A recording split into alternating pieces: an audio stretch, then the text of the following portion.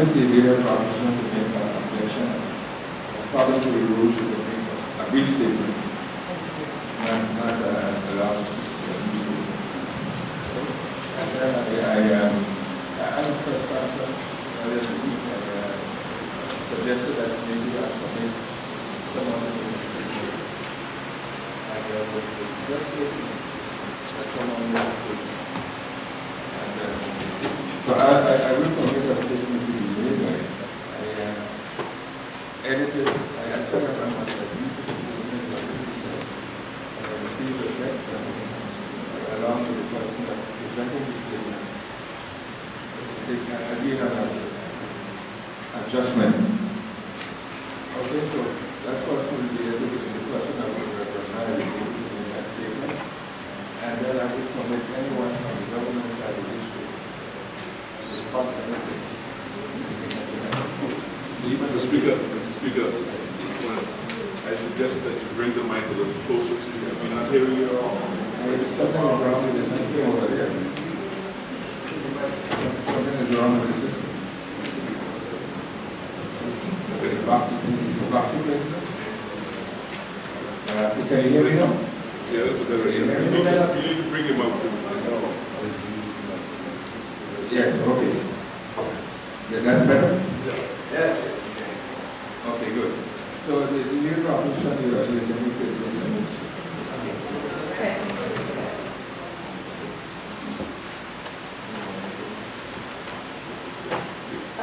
on a point of order, Mr. Speaker, I'm quite grateful because I've previously indicated both to the Honourable Member for Valley South, Chief Minister, and in the select committee meeting we had last Friday that I intended to object to the bill. But in terms of point of order, it's I'm surprised that we would be progressing unless we're picking up where we left off last week. Is that where we are? We're picking up very well. And as Mr. Speaker, thank you again for the opportunity of reiterating my objection to the bill. You know, I did it last week on the basis of our law and the powers, and I know that you recognize that I'm entitled to make that objection. Mr. Speaker, our island nation faces one of the darkest hours in our history. You will notice that I'm very wet. Even the heavens are crying this morning. What I have to say will please no one who continues to support either of our main political parties, nor will it bring me popularity with many, but it has to be said. Our politicians have all failed us, all failed our children. And the problem of the two indigenous banks did not just pop up out of the woodwork in recent weeks. The Chief Minister himself reminds us it's upwards of 2 years, 7 months almost that we've been dealing with these issues.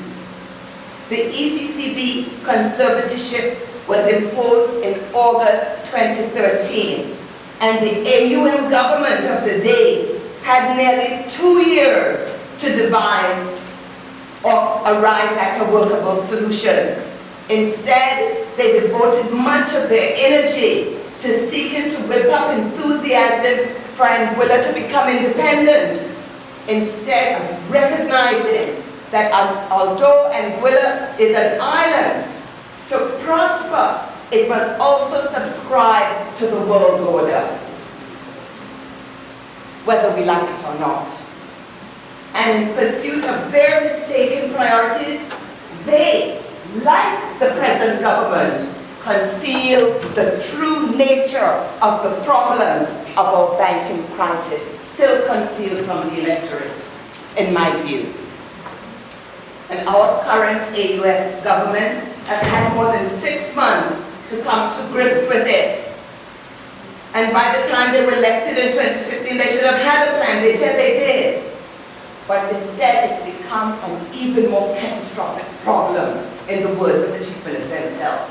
And since the 1st of June, Remember, I still remember that many people said, how appropriate is that on the phone on Anguilla Day to talk about that? Here we are today. Since the 1st of June, Mr. Speaker, I have urged the Chief Minister openly to create a commitment. That's all, to give a commitment to consult with the people of Anguilla and to engage them. And yes, Mr. Speaker, it took us a long time, but that's the way it is. It took us a long time to get to that decision, and I'm so grateful for it because I believe it's going to give us an out, the fact that we've got a select committee established. Mr. Chief Minister, I want to help you embrace and share this information with the people of Anguilla. We need to get to the right solution together. Now, to this day, Mr. Speaker, the government, they declined. In that 1.5-hour meeting, they declined to give a full explanation as to why they consider it expedient to pass the banking bill, and especially why they consider it necessary to do it at breakneck speed and under a cloak of secrecy as to their real objectives. And yes, under intense pressure from the people, they have engaged in recent days in a pretense at consultation. I want to say to you, we're grateful that you're in front of the people, but they've done so with no sense of humility for having failed to do so sooner, and with grotesque arrogance in the face of criticisms of others, even our young people. That is unacceptable. At Saturday's consultation in District 1, you know, the heart of the revolution, the place where people are little, you know, but they're generally ahead. In Island Harbor, the Chief Minister scathingly criticized the chairman of the Anguilla Financial Services Commission for her reasoned, in my view, and fully justified letter dated 12th November, pointing out that although her well-qualified team could have played a valuable part in assessing the options, not in making a decision, but in assessing the options, they had not been consulted at all, much less consulted in time to do so. This is a perfect example, Mr. Speaker, in my view, of what I consider the Honorable Chief Minister. Somebody in Island Harbor said, you know, Chief Minister, we love you. But this, and I'm sorry to say this, but this is a perfect example of the ineptitude of our Honorable Chief Minister and this administration. The FSC, we pay them vast sums of money. It's been a pain I've carried with me for years in the private sector.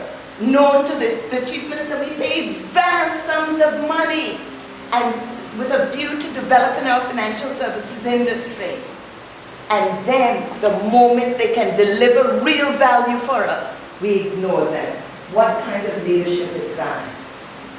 So, Chief Minister's arrogant, Mr. Speaker, I believe very troubling refusal to share all the facts and all the issues, seemingly with anyone, including his own ministers, is the root cause. It's the root cause of the difficulties Anguilla now faces, and why outside it is so dark, and why in the first days since our revolution, we see armed officers. What a sad day. So unnecessary. Now, Mr. Speaker, the government's position on the issue stumbles from one public relations fiasco to another and instills no confidence in their competence to deal with it.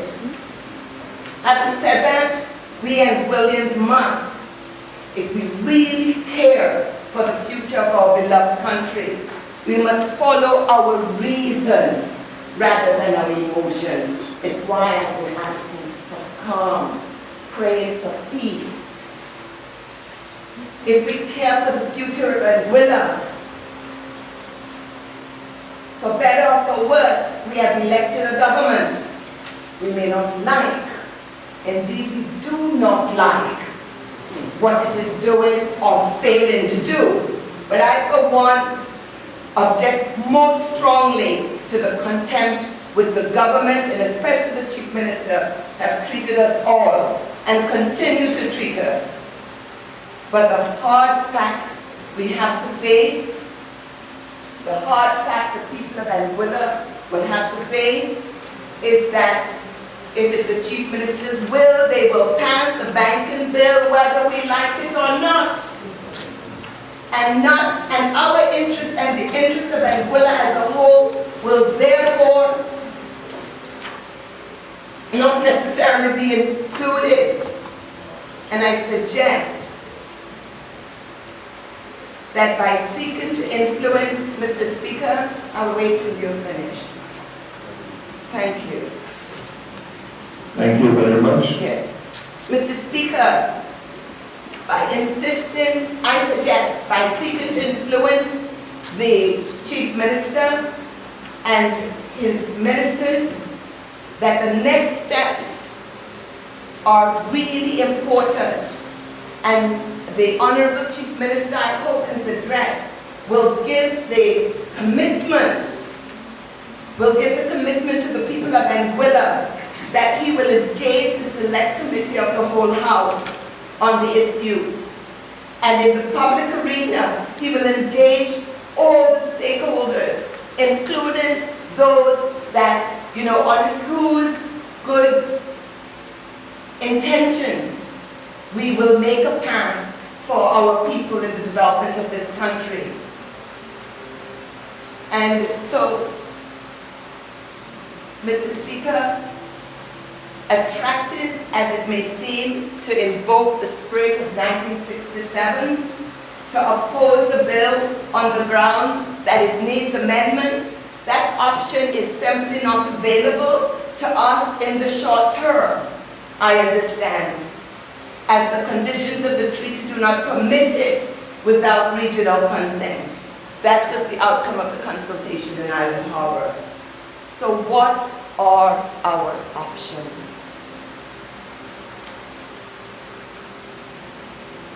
What are our options? They are either to wage war with the government and render it impossible for them to deliver us from the jaws of catastrophe, if what they say is true, or to allow them to take the next crucial step of passing the bill, but committing to give a better understanding so that they are more willing to consult with us going forward.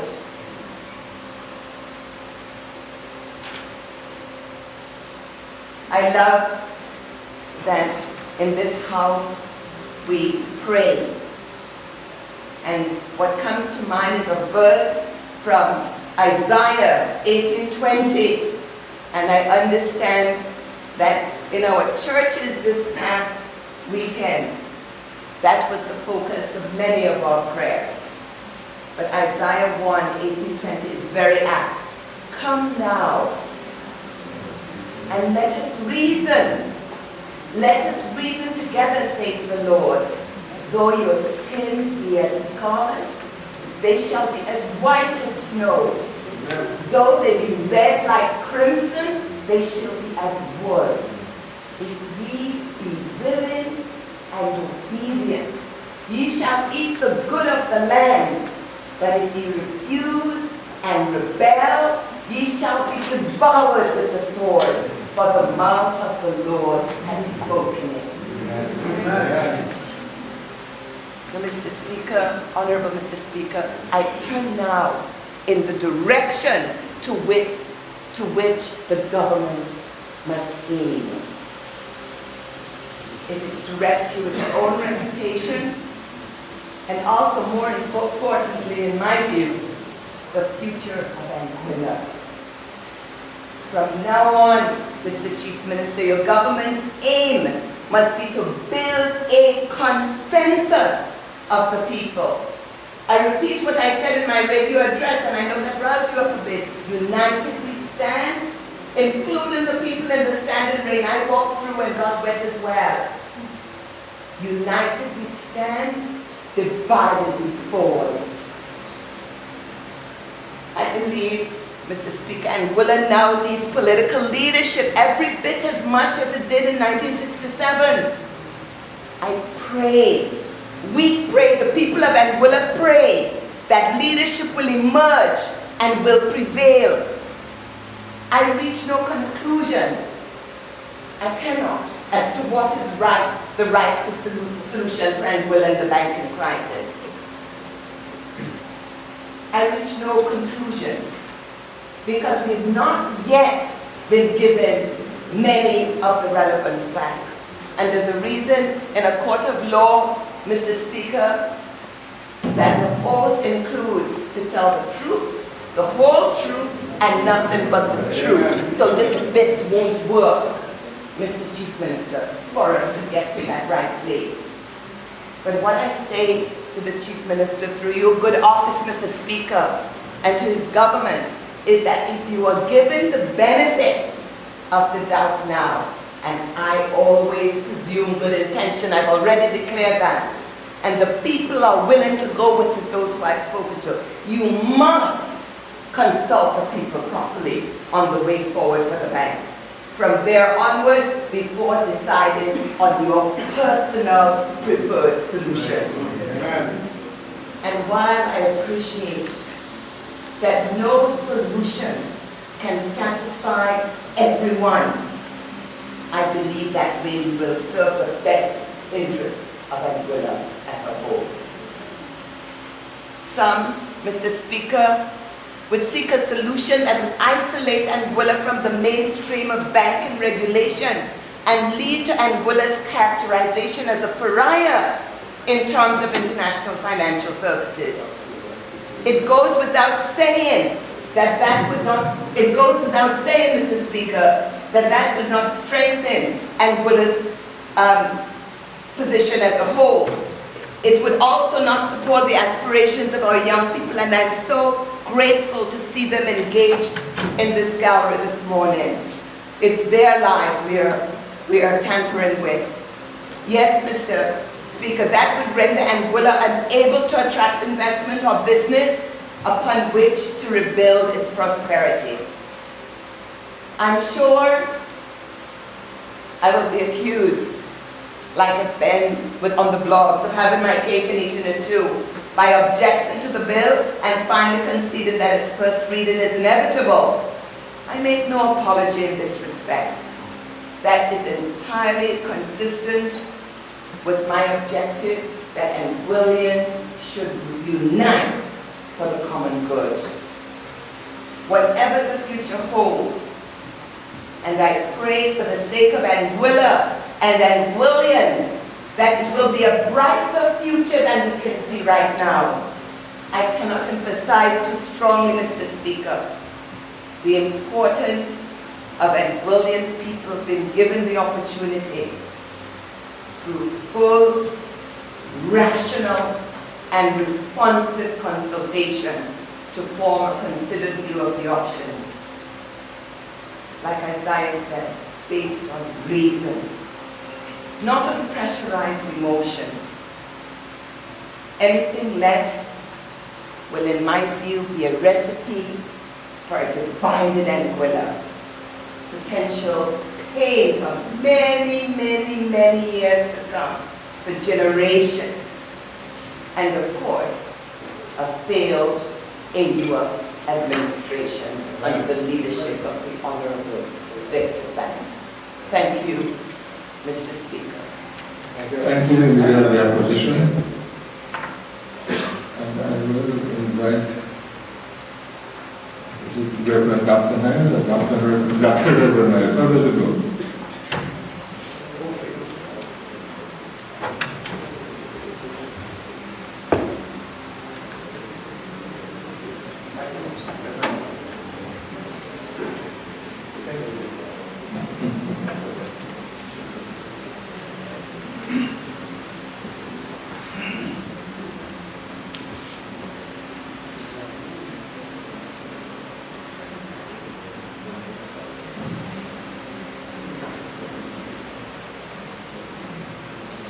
Mr. Speaker,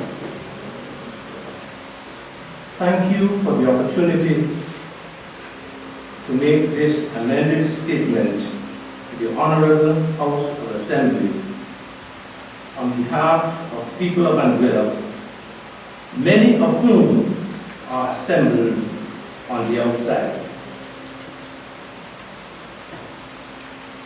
On Monday, 9th November 2015, the people of Anguilla made their voice heard, thus resulting in the adjournment of this Honorable House of Assembly and preventing the first reading of the bill for the Banking Act 2015. We apologize to the Speaker and the House for this disruption, and we trust that in the future it will not be necessary to have a repetition.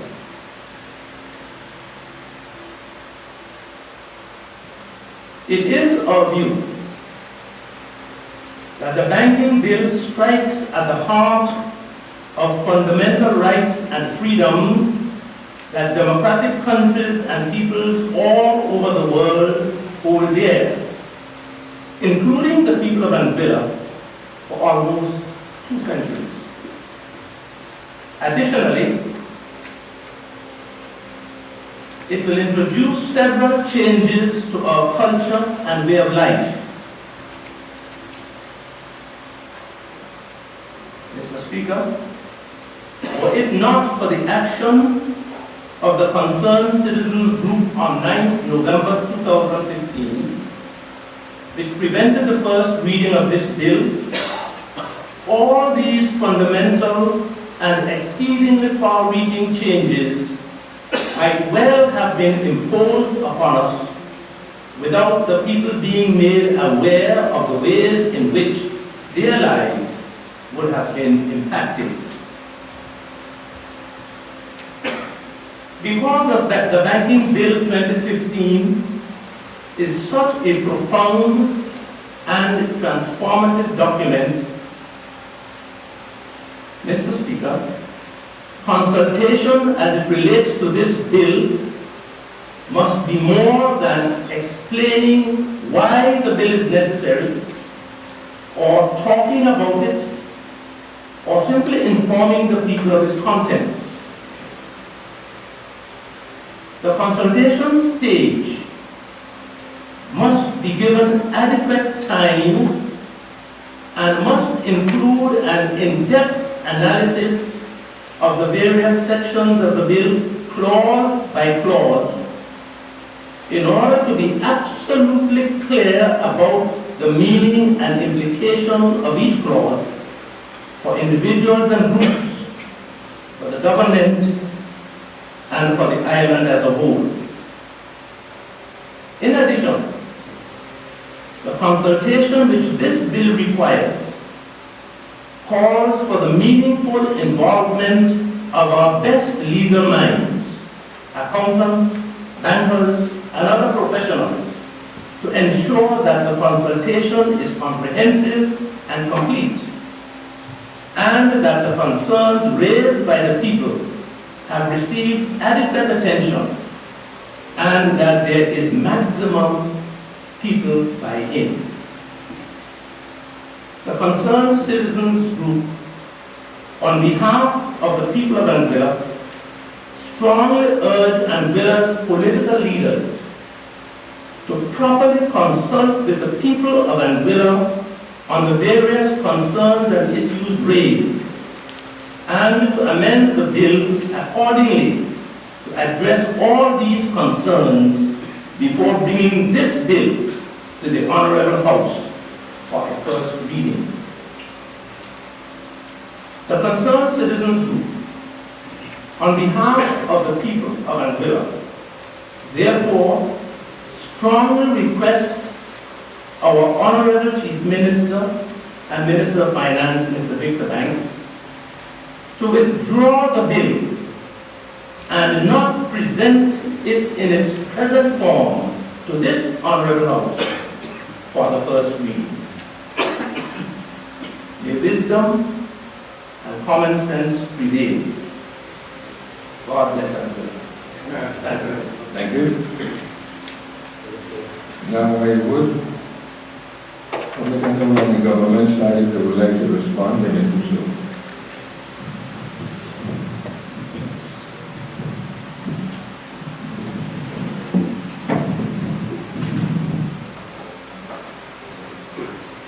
Thank you, Mr. Speaker, Madam Chief Minister.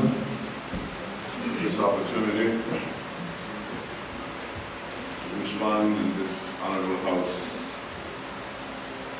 to some of the comments that have been made in connection with this bill. I've listened to the statements made by the leader of the opposition and the representative of the concerned citizen movement. I want to say that this goes to show that democracy is alive and well. This honorable House, as one of the speakers on the talk shows pointed out the other day, is the cathedral of democracy. And we welcome people to this House to observe that process. But typically, Mr. Speaker, it is not a participatory exercise for those persons who have come from the wider community to sit with us in this House and hear the debate and discussion that take place. I think, Mr. Speaker, when you spoke to me this morning and you indicated that you would have an address being made by the concerned citizen, you would like an address being made by the concerned citizens group in this honorable House on the bill, I willingly accede. However, bearing in mind that there were some statements which I had some concern. And I believe in terms of what was read, you were able to convince the presenter to remove those statements. And one of the key things that I asked Mr. Speaker, that in the entire address, I saw no mention of an apology from the concerned citizens for the conduct that took place in this House. It would not be acceptable that we could read a statement in this honorable House, Mr. Speaker, and not make mention of the inappropriate conduct that took place. We should not allow our people to believe, and we are leaders, we're all leaders. Some of us may be in it, but we are all leaders. As the honorable leader of the opposition pointed out. We should not make our people to believe that the process of democracy begins with the people making choices of who should lead them. And that the House of Assembly, where these matters are debated, that those persons who get up in this House to speak are here because they have received the approval of the masses of the people to be here, or they have been appointed to speak in this House and participate in it. And that if a bill is brought to this honorable House, it is not appropriate that persons should come to this House and disrupt the process of democracy through the elected representatives to take place. And I think that that is something that we need to establish.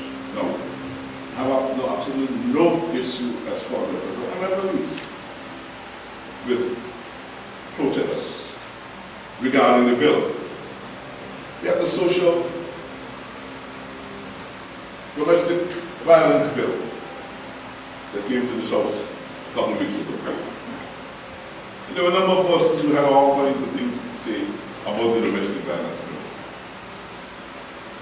But we felt as a government that the domestic violence bill was in the interest of the people of Angola. Because there has been a history of abuse, if we're honest, within our community that needed to be dealt with in this way. That is why we felt comfortable, despite the various comments that were made by selected persons within the community, that the domestic violence bill needed to be done. Mr. Speaker, I've heard the leader of the opposition make a point. And I forgive her for some of the unfortunate comments that she would have made. But I'm not here to go through that to you. But there's one thing that I have not heard in her presentation. Is why it is important that the government of Angola brings a resolution to the domestic banking issue urgently. Urgently. I don't believe that people recognize the threshold, the precipice that we are in danger of falling off if we do not progress speedily to the resolution of this banking crisis. And I didn't hear anything in her presentation about the importance of ensuring that customers' deposits in the bank are secure. I didn't hear enough about that. I've heard about the banking bill. Banking bill is a bill like every other bill that comes to this House of Assembly. It is never perfect. And it is never complete. It is a dynamic process. Legislation is a dynamic process where there is the opportunity as we go forth in this honorable house to adjust and amend legislation to match the concerns of the people the legislation is supposed to support and defend. It happens with every single bill that comes to the House.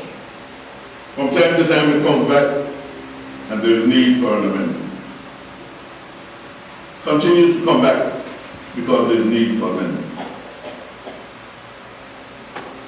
No bill that comes to this House is cast in stone. No bill.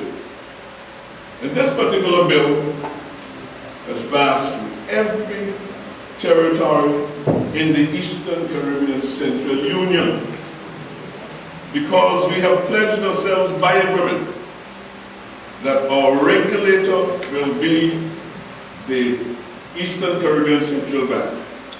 And as a part of that agreement, we have agreed that there should be uniform legislation to effect that. And the process of that uniform legislation can only be with an exchange of the technicians, the legal draftspersons, the accountants, and all those persons in the various territories having their input in the drafting of that legislation. They also engage the expert services of the international agencies responsible for regulation. Agencies that point out areas where we need to be compliant. if we need to participate as a jurisdiction in international financial services or transactions across our borders. It is important. The Bar Convention, if we're speaking French, or the Basel Convention, treaty, has been accepted internationally as that treaty which suggests what is important for every country, every jurisdiction, every region in the world. What is important that they should have in their regulations to make them compliant with the rest of the world. They pointed out 29 principles, and those 29 principles are addressed in the banking bill. There are people who are concerned about the banking bill because they have been told that it is a dangerous bill, that it has all kinds of stuff in it that's going to take away the land and all other reasons. And most of them do not know that this banking bill is actually an amendment or a replacement for a banking bill which already exists and which has some of the very same provisions in it that persons are expressing concern about. So in point of fact, there is not a lot new in this banking bill that was not in the past one. There are some concerns that can be pointed out. But every concern, every drafted provision that is put in a bill is put there from a context. There is a reason why it is put there. And there is the reason why 6 other territories in the Eastern Caribbean Currency Union have agreed that this bill does no violence to their sovereignty because of the overwhelming importance for nations, countries, or jurisdictions to be compliant with international standards and guidelines so that our people can transact business across national borders. People hear us talk about, in the banking sector, about correspondent banking relations.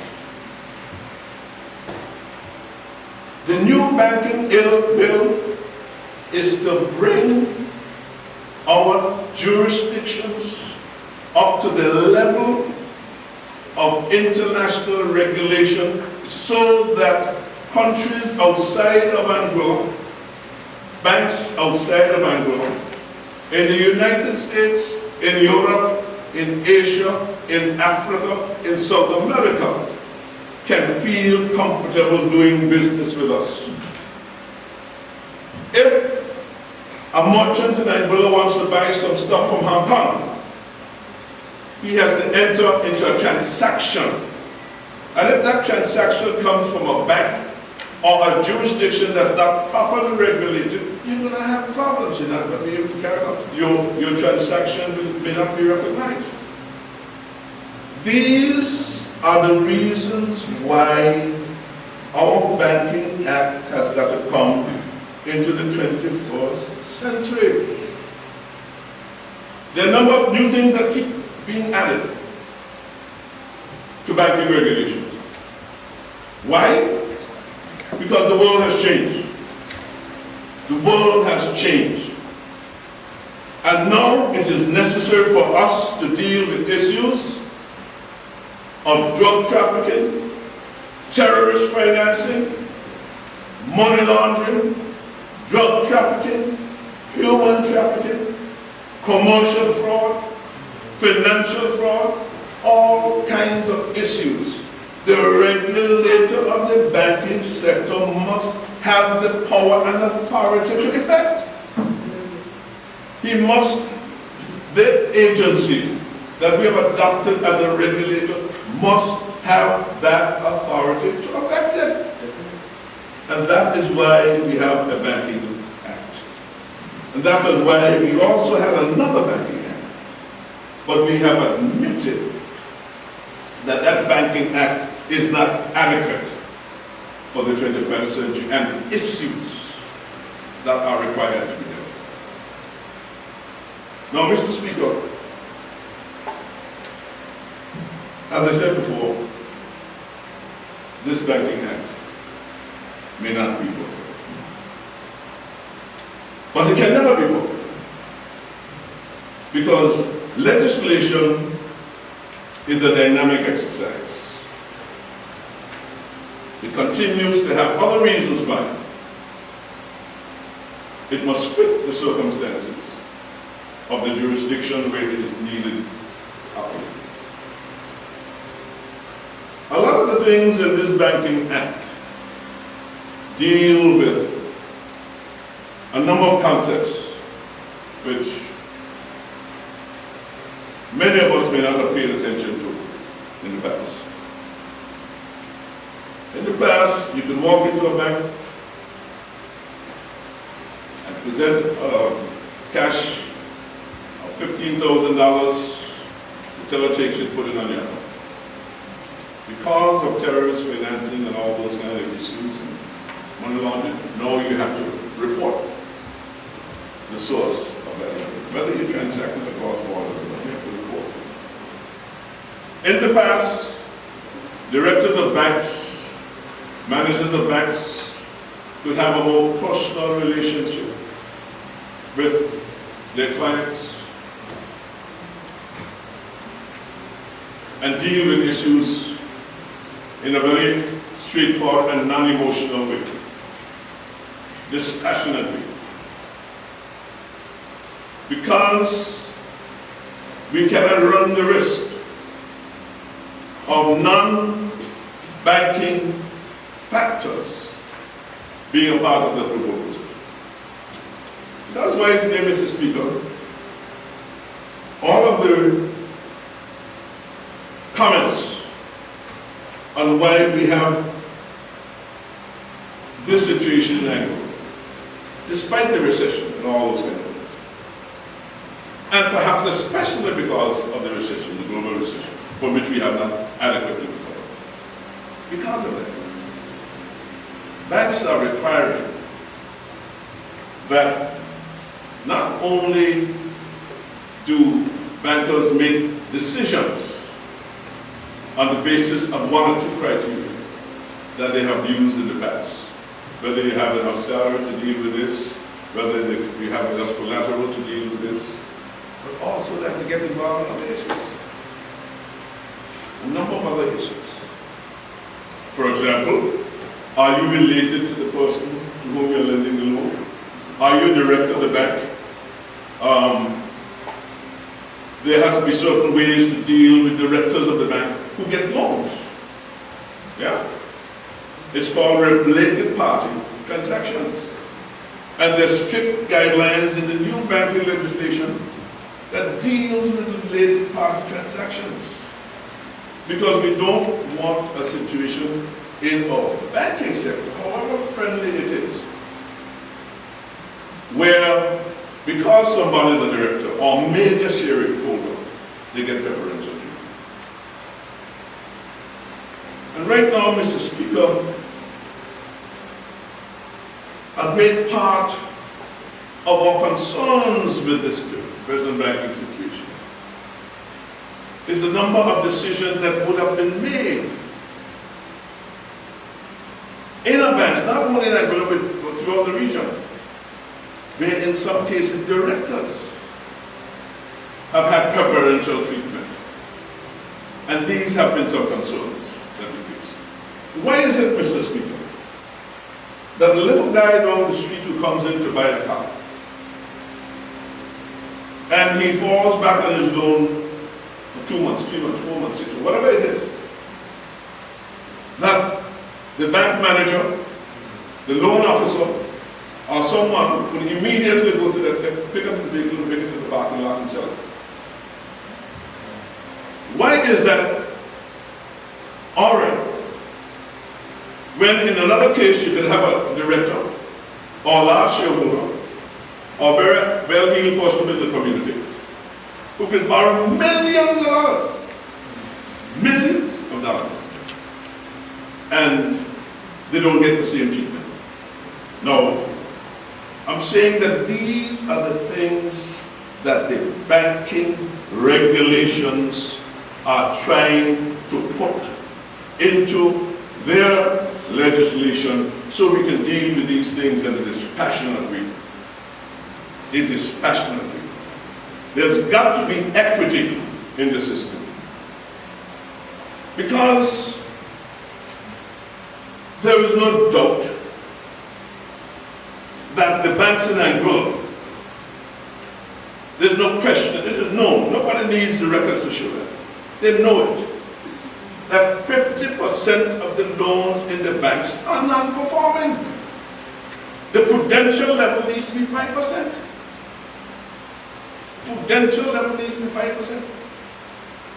But yet, because we have this situation, we have a number of loans that have been affected because of the crisis, because of the global recession, and because of other latitude that has been given in the loan process, that we have people with loans that are in trouble. The underlying collateral fell. Let me remind the member that this is just a first reading, so I understand this is should go too deep into. yeah, a number of Yeah, no, I give you an attitude. this is a part of the consultative process. Yes, I give you an attitude. I'm just talking principles. Yes, yes. The same platitudes that a leader of the opposition had the opportunity to express. Yes. I would want to have that latitude Yes, in responding to the comments that she would I have. give you an attitude, I just remind you. Thank you. Thank you. Mr. Speaker, we are fiddling around about trying to get perfect legislation whilst we have 50% non-performing loans, and that is the way in which banks make money. We have got to protect the depositors, and we cannot protect the depositors if we have 50% non-performing loans and we don't do anything about it positive to turn those loans around so that they can be performing. Not to sell off the people's assets, but to turn them around to make them perform. If we can. Because it has to happen. Mr. Speaker, on those non-performing loans, there are 4-person entities alone that owe over $160 million to the loan, to the bank, and are not performing on their loans for close to 3 years. These are situations that we have to fix with urgency to support the deposit customers who's contributed to the bank. That is why we're here. That's why we're not anxious to get it done. This banking bill is a step to achieve that. That is what this is about. You can say that we may have not followed the process that you would have wanted for public consultation in this bill. But to tell you the truth, Mr. Speaker, when we came to office to deal with this issue, we had come to the conclusion that we were going to find a solution outside the Eastern Caribbean Central Bank. So we did not really pay attention to this. When I spoke, when I was installed as the chairman of the Eastern Caribbean Central Bank Monetary Council, I was very concerned about how we will operate within this environment, especially because what was required of us was extremely expensive. So today, Mr. Speaker, I want to say to my team, I've been elected by the people of Valley South. Mr. Rogers has been elected by the people of Valley North. Ms. Corey Richardson Hodge has been elected by the people of Sandy Hill, and so on down the road. Why? Because they trust judgment and our ability to know. They also require, of course, some people don't. I admit that there's some people who don't, and they're entitled to that, right? But I'm feeling confident that those persons in the community who are concerned about what is going to happen to the banking sector understand the urgency of this. And as this just pointed out, it's uniform legislation, which we are trying to move forward, which Coalition March has taken account of the comments that is made, and I asked to later to have a session with the number of persons who have made a contribution, because we intend to collate those and then take them off to the central bank, the legal department here. My attorney general is going with us tomorrow as well, so that we can give ventilation to those issues. Because some of those areas were highlighted with Montreal before they signed up the bill. They signed up the bill with the highlighted issue, because this is part of the process. So, I don't want to belabor this one any longer, Mr. Speaker. I'll say a number of things on the platform. I want my people to believe that I have a solution that is viable, that is robust. I expect the opposition to say all the kind of negative things that they want. I mean, there are people who are now become leaders of this objection. They themselves have not adequately done the consultations with the persons who they lead, so that they can have a clear and accurate understanding of what they are opposing. A number of people are opposing these things. And the leaders of the demonstration, the organizers, have not done any better job than we have in trying to reach out to the majority of the people to give them a clear understanding of what are the issues with Bill. Kennedy Hodge was the only person who has presented us with so far. And another youngster also made some comments. We recorded all those things. We understand the concern that we have.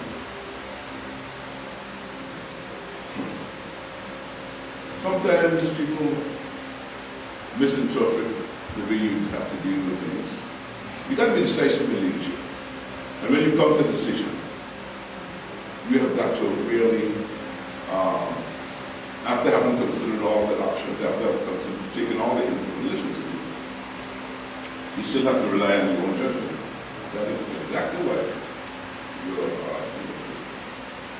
are. And Mr. Speaker, just like the members of the opposition, the persons opposing this bill, would have had the encouragement of their supporters. I want you to know that I too continue to have the encouragement of my supporters and persons in this community who will be affected by this bill and who are saying to me, why are you entertaining or accommodating this kind of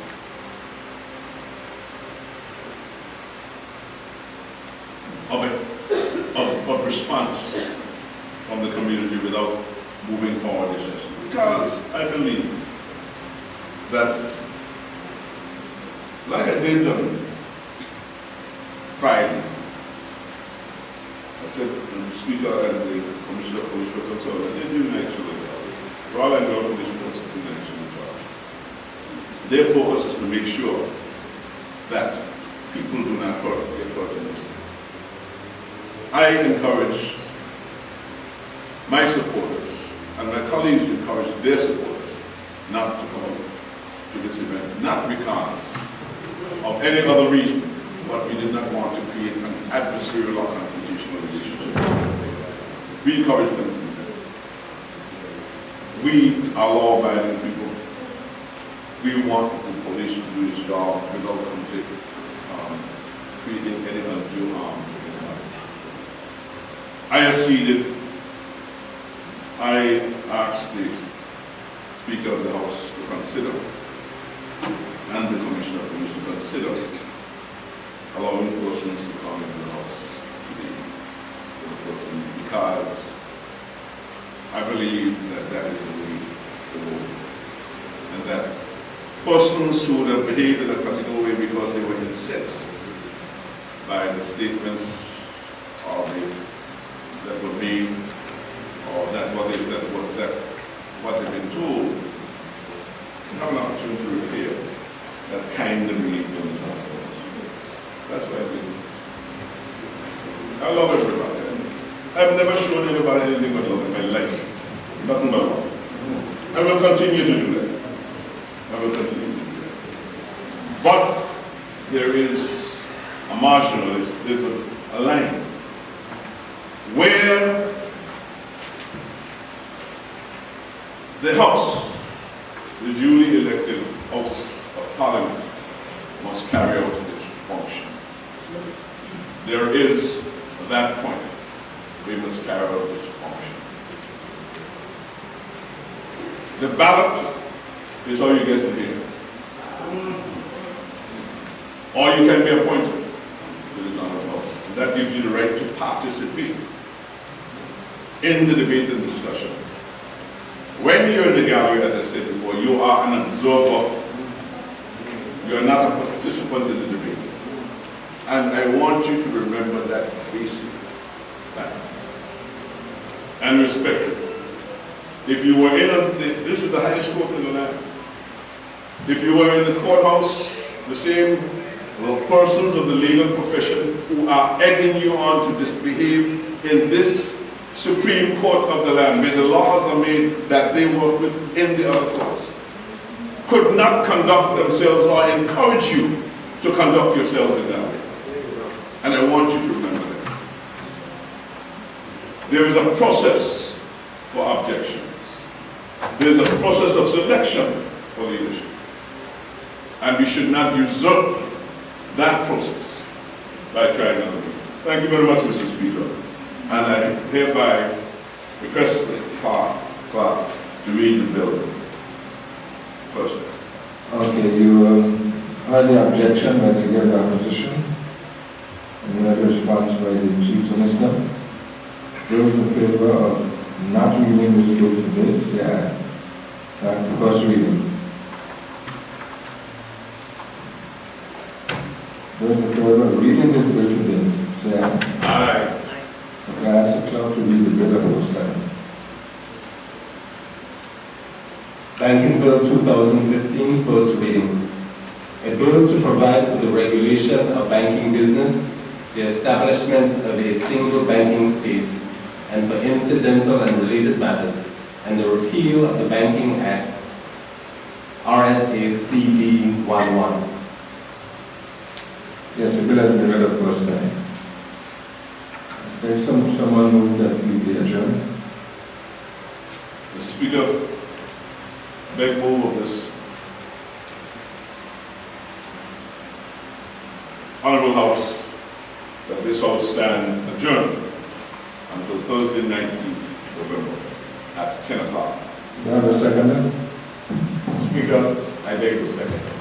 And we move that seconder that this house be adjourned until Thursday 19th, 10 a.m. Those in favor? Aye. Those against? Yes, I know this house comes to